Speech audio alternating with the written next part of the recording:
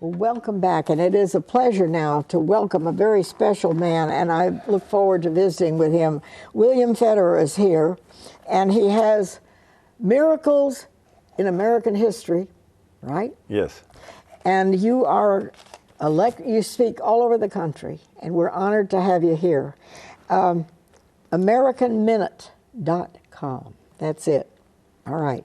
Now, what is it you want to share with us? Well, people are forgetting the uniqueness of America in world history. And as a result, we're letting our country slip through our fingers like sand. The most common form of government in world history is what? It's kings. Pharaoh, Caesar, Kaiser, Sultan, Tsar. Sure. And Israel was the first nation to attempt to rule itself without a king. And when they first came out of Egypt, those first 400 years, and it worked as long as the priests taught the system. When the priests stopped teaching the law, every man did what was right in their own eyes, and it turned into this chaos. Yeah. And they all go to Samuel the prophet, and they said, we want to be like all the other countries. We want a king. And so they got King Saul, who turned around and killed most of the priests, right? Had Doeg the Edomite kill them all. And so America's founders were breaking away from the most powerful king the planet had ever seen, the King of England. He controlled 13 million square miles, 500 million people, all of India, a quarter of the world's population right there. Yeah. And America's going to break away from this most powerful king, and we have no army and no navy, just a bunch of courageous people with faith. And so the book, Miracles in American History, talks about these different stories, where there's George Washington. He's trapped at Brooklyn Heights. It's the largest battle of the entire Revolutionary War. 3,000 Americans are killed, only 300 British. The sun goes down, looks like he's going to be killed the next day. Well, he ferries all his troops across the East River to Manhattan Island. He only gets half his troops across when the sun starts to come up. Now he's really in a dilemma, but a fog settles, and it allows Washington to evacuate the entire American army. He's on the last boat that leaves. The fog lifts, the British charge, no one's there. It was a miracle in American history. Yeah. Now, the Continental Congress was having days of fasting, days of prayer, days of Thanksgiving.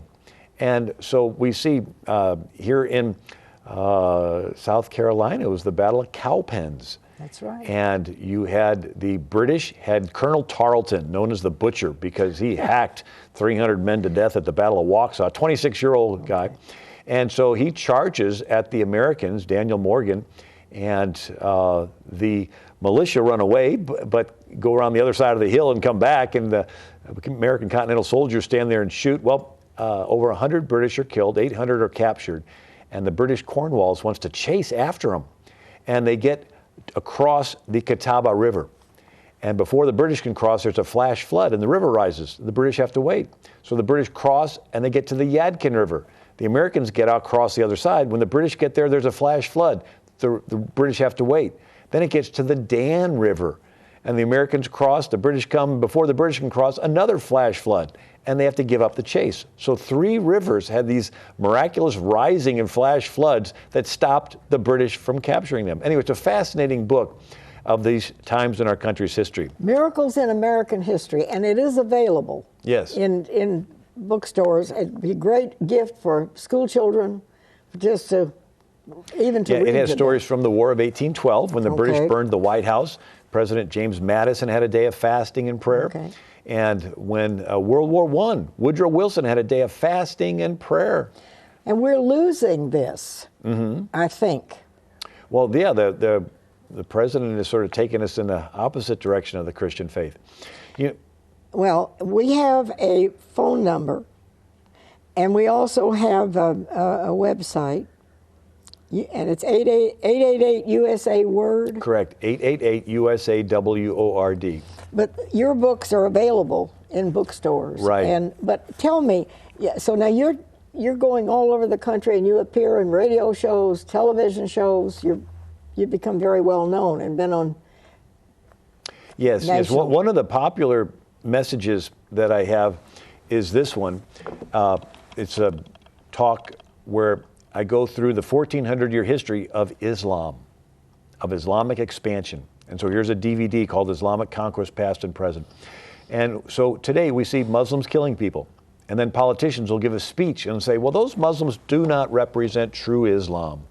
Yet the killers are yelling Allahu Akbar, and they claim they do represent true Islam. Who can tell us what true Islam is? One person, Muhammad. He was the best Muslim that ever lived, and so his life is the example. The word example in Arabic is sunnah, where we get the word Sunni. And so if we look at Muhammad's life, we can understand those that are trying to be like him. And so Muhammad was a religious leader in the pagan city of Mecca for 12 years, and he only made 70 converts. He gets confrontational, so the people of Mecca decide to chase Muhammad out of town. And he has no place to go. He is a Muslim refugee. And so he goes north to a Jewish city called Medina. The Jews are nice. They let Muhammad in as a Muslim immigrant. Muhammad goes to the minority pagan neighborhoods, and he begins to organize a following. We're familiar with the term of organizing in the community. So Muhammad organizes and he gets a following. He goes back to the Jewish leaders and pressures the Jews to accommodate him and his followers politically. And they make a treaty with him. Now Muhammad is a political leader in addition to being a religious leader. Then something happens. Muhammad's followers in Mecca get pushy and argumentative and confrontational and threatening, the way some of his followers are today. They get chased out of town for disturbing the peace. They have no place to go. They are Muslim refugees. They go to Medina. The Jews are nice. They let them in as Muslim immigrants. And Muhammad allows his followers to rob the caravans headed to Mecca in retaliation for the Meccans chasing them out of town. Okay, now how does all of this is all history, but how does this affect us today? What is your message?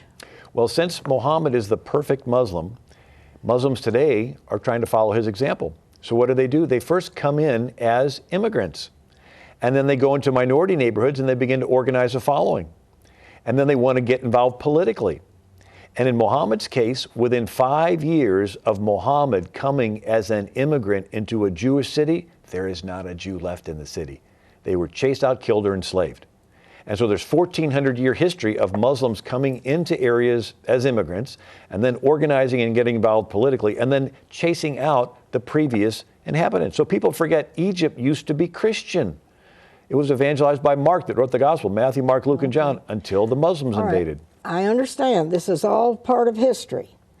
What is your message for us today? What are you trying to tell people by bringing all this forward, that we need to be aware of what's going on, for one thing? So when we see all these Syrian and Muslim immigrants being brought into America, Spartanburg, South Carolina is getting thousands of Muslim immigrants being brought in.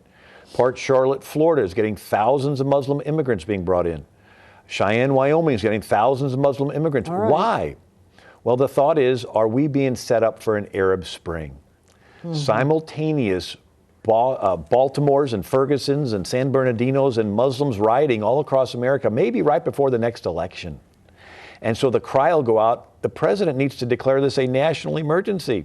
And if he does, then he becomes, has martial law.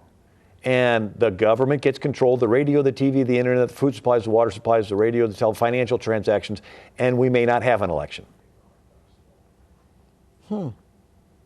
Wow. And so when we look at 1,400 years of history, we see how Christian areas get taken over by Muslims. So Syria used to be completely Christian until the Muslims invaded. Turkey used to be the Byzantine Christian Empire. All 7 churches mentioned in the book of Revelation were all conquered by the Muslims. There used to be 250 Catholic dioceses along North Africa. They were all conquered by the Muslims. Then they conquered Spain. And so these very Christian areas have been taken over. Now, today, we see the Christians being killed in the Middle East and beheadings. And so it's now going into Europe. Europe is having fewer and fewer children. Muslims can have 4 wives. Each wife has 5 kids on the average. And now they're beginning to take over 5 million Muslims surrounding Paris, France. And the police have given up, and they just put up signs that says, enter at your own risk. Okay. Now, this is all interesting. What are you saying to us? What is your message to us now? Well, one of it is repent. Deuteronomy 28 says, these are the blessings if a nation hearkens to the voice of the Lord.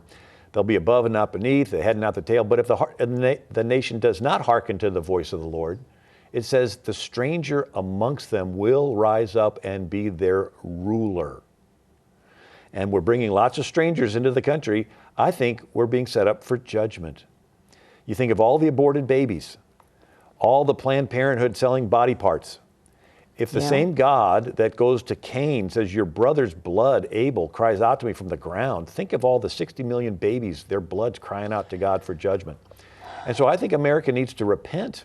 And the same way that Israel, when Israel during their republic period of time, when they were following God's covenant, they were blessed.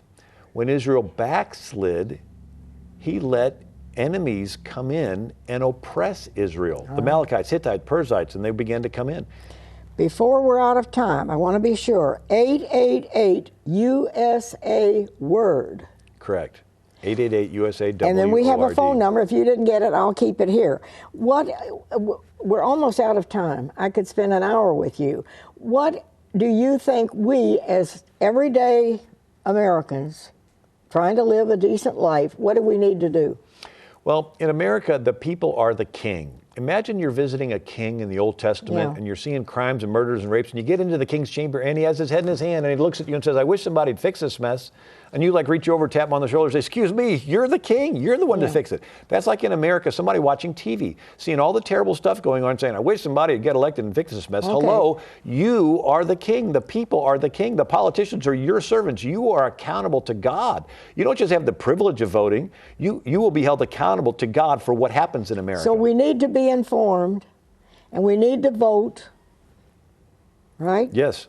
Yes, and then take serious the fact that God has ideas for you to get involved and you to make God's will manifested in our country and in the world. So this is something each one of us can take on. Right, that you're the king. In our own small way, we can change everything. Yes. Bless you. Thank I wish you. we had 2 hours. Oh, God bless you. Thank you for coming. Thank you. Wherever you are, take a deep breath and remember what he said. We need to get busy. Stay happy. We'll see you next time.